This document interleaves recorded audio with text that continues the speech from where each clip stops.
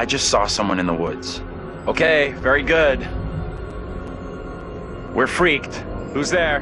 Whoever you are, this isn't funny at all. The demons are an integral part of the story of Little Hope. It's the crux of a lot of the things that happen, and that informs a large part of what we're doing. The starting point for each of the demons was the style of execution. They're based on a character that gets killed. That then informs how the character behaves, how it moves, how it sounds, and those are all brought together to give us that convincing, terrifying demon. In order to make convincing demons, you need to ground them in nature.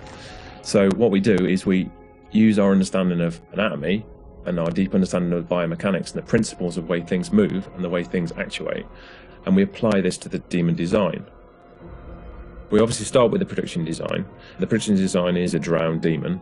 What we need to do then is look for extra reference. We have to look at stuff like autopsies. We'd look at what happens to the skin when it gets exposed to water for a long time. We have to look at creatures from underwater. We look at various types of fish. Loads of images and real-world reference helps, although it's slightly gruesome.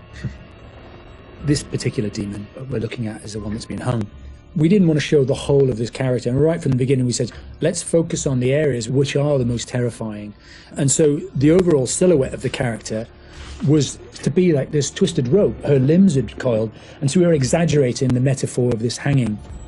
1,000 years had been trailed along the ground. It had worn away her feet, the bones being worn down, the nails being broken off. She'd been in pain for a long time.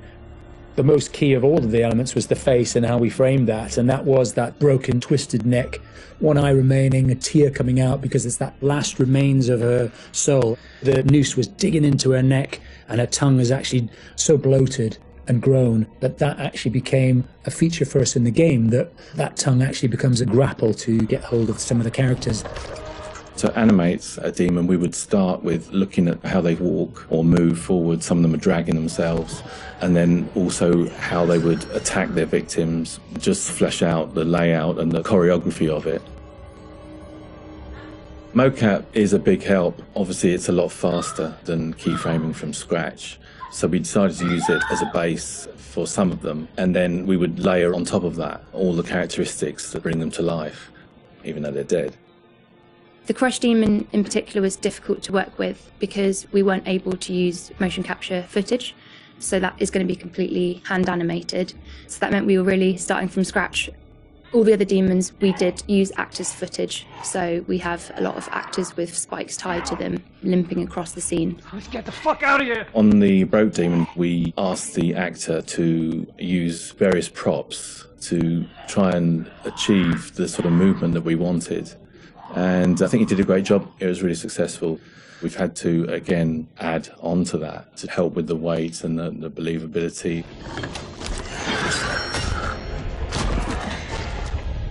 We take our initial cues for the sound of the demons from the visuals, and they look fantastic.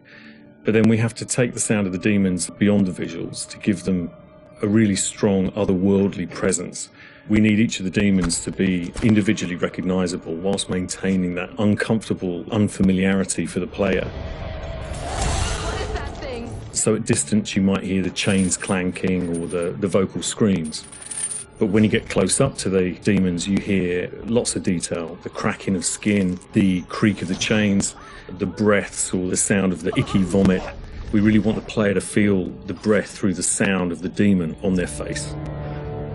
Angela, no! When we're thinking about the camera work for the demons, one thing that was really at the forefront of my mind was trying not to show too much, trying not to lose all restraint, and I think that's a really easy trap to fall into with CG in general, and especially with games that you've got all these monsters that you've built and you've spent a lot of time working on, and it's really easy just to go straight to putting everything on screen. But thinking back to some classic horrors, classic monster movies, a lot of times there the directors had to use a lot of restraint and just show little bits and pieces because they didn't have that kind of budget or that kind of effect to really make it convincing. And there's something about that I really like that I wanted to bring back to Little Hope. So when I was directing the camera team, I asked them to show little bits, little glimpses, a clawed hand here, a shadow on the wall there, the chains rattling, whatever the key characteristics were of that demon. The interesting thing with that is that I think sometimes your imagination as a viewer fills in the blanks in a far more terrifying way than we really could. So we tried to build up that suspense, working up to this big reveal where you finally see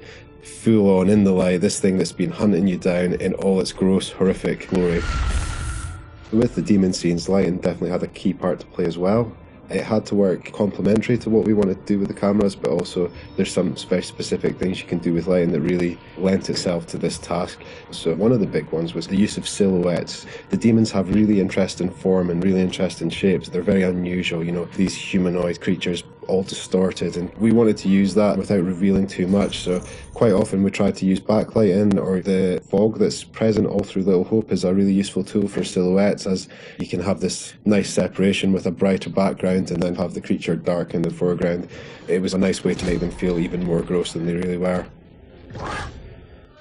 The Little Hope narrative is extremely multi-layered, and the demons not only represent the tortured souls of the characters, but they also represent the psychological trauma that humans can obtain through witnessing traumatic events. So when the game opens in the prologue and the main character is witnessing these traumatic events, we underscore this with really strong male Gregorian choir, which we use later in the game when the demons are attacking, to really strengthen and reference that psychological trauma with the tormented souls of the characters.